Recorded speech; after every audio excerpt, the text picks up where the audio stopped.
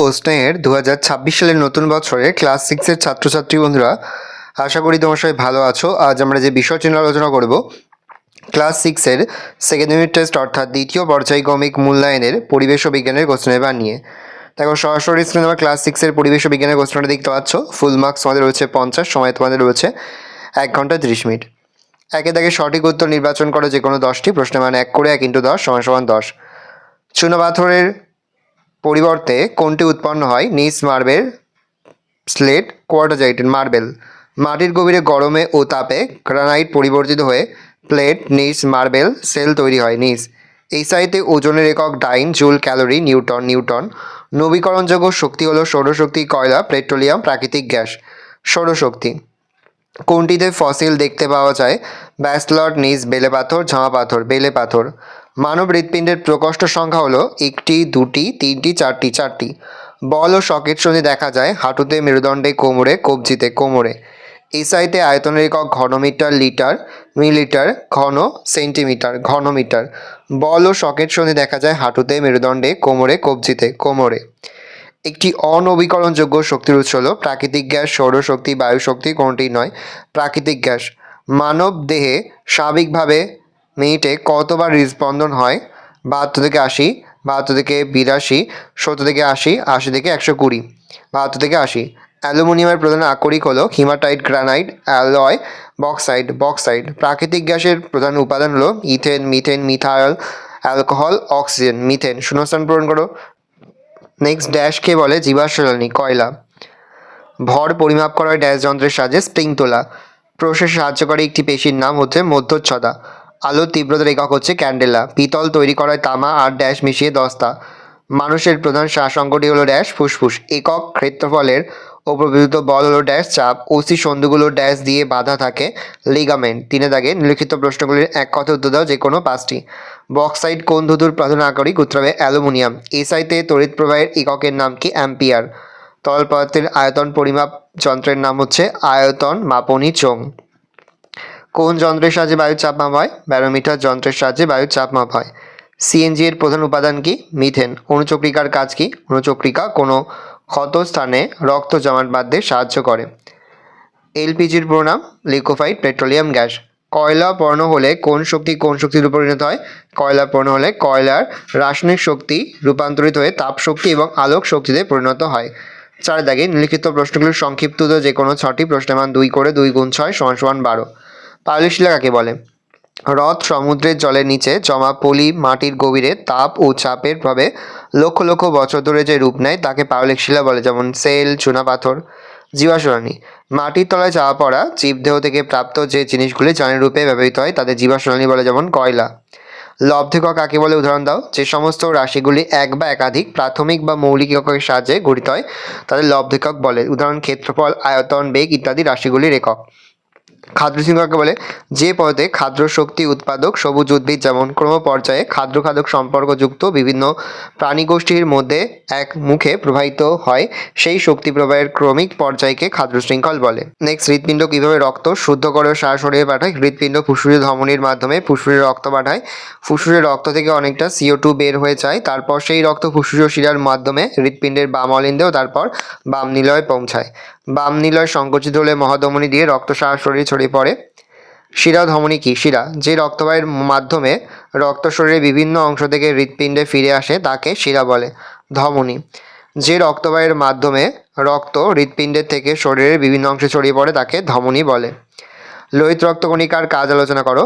লাল রঙের, চোখে দেখা যায় না এমন কণার নাম হলো লোহিত রক্তকণিকা। এর প্রধানত ফুসফুসের কাছ থেকে অক্সিজেনকে নিয়ে পৌঁছে দেয় শরীরের আনাচে গোনাচে প্রায় সব জায়গায়। বল এবং সকেট সন্ধি কি? বল এবং সকেট সন্ধি এই ধরনের অস্থিসন্ধি দেখা যায় কাঁধ ও কোমরে। যেমন কোমরের অস্থিতে পায়ের উপরের হাড় বা ফিমার উপর দিকটা একটা গোলক বা বলের মতো, সেই অংশটা শ্রেণীচক্রের দুপাশে গাছের কোটরের মতো অংশে ঢুকে থাকে। ফলে কোমর থেকে পায়ের বিচলন সামনে হাইপেন পিছনে, ডানে হাইপেন বায়ে, সব দিকেই হয়, এমনকি তা অনেকটা চরকির মতো ঘোরানো সম্ভব হয়। নবীকরণযোগ্য শক্তির উৎস কাকে বলে? যে শক্তির উৎসগুলো সহজে শেষ হয় না ও যাদের থেকে বহুকাল ধরে শক্তি পাওয়া সম্ভব হয় তাদের নবীকরণযোগ্য শক্তির উৎস বলে, যেমন সূর্যের আলো, বায়ু ইত্যাদি। দেখে এখানে যে কোনো 6টি প্রশ্ন দিলাম। প্রশ্নের মান রয়েছে 3 করে 3 গুণ 6 সমান 18। ক্ষাদ্র পিরামিড কাকে বলে? পারমাণবিক শক্তি কাকে বলে? উদাহরণ দাও। ক্ষাদ্র শৃঙ্খলে বিভিন্ন ট্রফিক লেভেল বা পুষ্টি স্তরগুলিকে ক্রমিক পর্যায়ে সাজিয়ে কাল্পনিক রেখা দ্বারা যোগ করলে যে পিরামিডাকৃতি গঠিত হয় তাকে ক্ষাদ্র পিরামিড বলে। প্যারাচেঞ্জ করলে বিভিন্ন তেজস্ক্রিয় বা ভারী মৌলের পরমাণুর কেন্দ্রকে বিভাজন ঘটালে কিংবা একাধিক হালকা পরমাণু নিউক্লিয়াসকে সংযুক্ত করলে যে প্রবল শক্তি পাওয়া যায় তাকে পারমাণবিক শক্তি বলে। উদাহরণ, সূর্যের শক্তির উৎস হল নিউক্লিয় বা পারমাণবিক শক্তি। বার্নৌলির নীতিটি লেখো। তার সাথে বায়ুমণ্ডলীয় চাপ কাকে বলে? তরল বা গ্যাসের প্রবাহের বেগ যেখানে বেশি সেখানে চাপ কম, এবং যেখানে প্রবাহের বেগ কম সেখানে তরল বা গ্যাসের চাপ বেশি। কোনো বিন্দু চারপাশে একক ক্ষেত্রফলের ওপর বায়ুমণ্ডল লম্বভাবে যে বল প্রয়োগ করে তাকে বায়ুমণ্ডলীয় চাপ বলে। বায়ুর ওজনের জন্যই এই বল প্রযুক্ত হয়। বায়ুমণ্ডলীয় চাপ প্রতি একক ক্ষেত্রফলের বায়ুমণ্ডলীয় দ্বারা প্রযুক্ত বল সমান প্রতি একক ক্ষেত্রফলের বায়ুমণ্ডলের ওজন। হৃৎপিণ্ডের কাজ কি? ফুসফুসের 2টি কাজ উল্লেখ করো। লোহিত রক্তকণিকা কী কাজ করে? হৃৎপিণ্ড নিরবিচ্ছিন্ন স্পন্দন অর্থাৎ সিস্টোল ও ডায়াস্টোলের মাধ্যমে ছন্দবদ্ধ গতিতে সমগ্র দেহে রক্ত পরিবাহিত করে। ফুসফুসের কাজ বাতাস থেকে অক্সিজেনকে রক্তে পৌঁছে দেয়। শরীরে তৈরি হওয়া কার্বন ডাই অক্সাইড রক্ত থেকে টেনে শরীর থেকে বের করে দেয়। লোহিত রক্তকণিকা ফুসফুসের কাজ থেকে অক্সিজেনকে শরীরের বিভিন্ন স্থানে পৌঁছে দেয়। খাদ্যের রাসায়নিক শক্তি কাকে বলে? রাসায়নিক পরিবর্তনে অণুর গঠন বদলে যায়। অণুর গঠন বদলানোর সময় কখনো কিছুটা শক্তি মুক্ত হয়, কখনো কিছুটা শক্তি বাইরে থেকে শোষিত হয়। খাদ্য থেকে শক্তি মুক্ত করার সময় খাদ্যের নানা পদার্থের অণুর গঠনে অনেক পরিবর্তন ঘটে এবং কিছুটা শক্তি নির্গত হয়। একেই আমরা খাদ্যের রাসায়নিক শক্তি বলতে পারি। আমরা বহু ক্ষেত্রে একেই খাদ্যস্থিত রাসায়নিক শক্তি বা খাদ্যের রাসায়নিক স্থিতিশক্তি বলে থাকি। লিনেম্যানের 10 শতাংশ সূত্রটি লেখো। খাদ্যজালক কাকে বলে? প্রতিটি ট্রফিক লেভেলের গৃহীত শক্তির প্রায় 10% ওই পুষ্টি স্তরের জীবদের দেহ গঠনের কাজে লাগে যা পরবর্তী ট্রফিক লেভেলের জীবেরা গ্রহণ করতে পারে।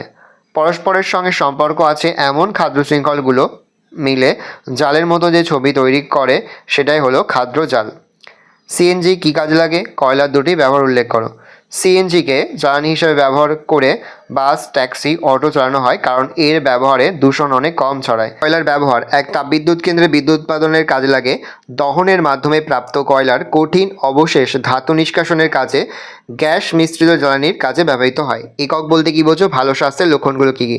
কোন রাশিকে মাপতে সেই রাশির একটা সুবিধাজনক অংশকে আন্তর্জাতিকভাবে প্রমাণ ধরে নেওয়া হয়।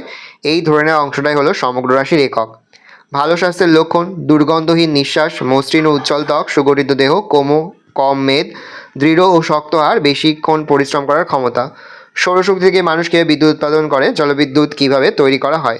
সৌরকোষ বসিয়ে সরাসরি সূর্যালোক থেকে সৌরবিদ্যুৎ উৎপাদিত হয়। সূর্যের তাপের কারণে বৃষ্টি ও বরফ সৃষ্টি হয়। এর জন্য নদীতে জলপ্রবাহ হয়। জলপ্রবাহের কাজে লাগিয়ে টারবাইন চালিয়ে বিদ্যুৎ উৎপাদিত হয়। আর সূর্যের তাপের বৈষম্যের ফলে সৃষ্ট বায়ু প্রবাহকে কাজে লাগিয়ে বিদ্যুৎ উৎপাদিত হয়।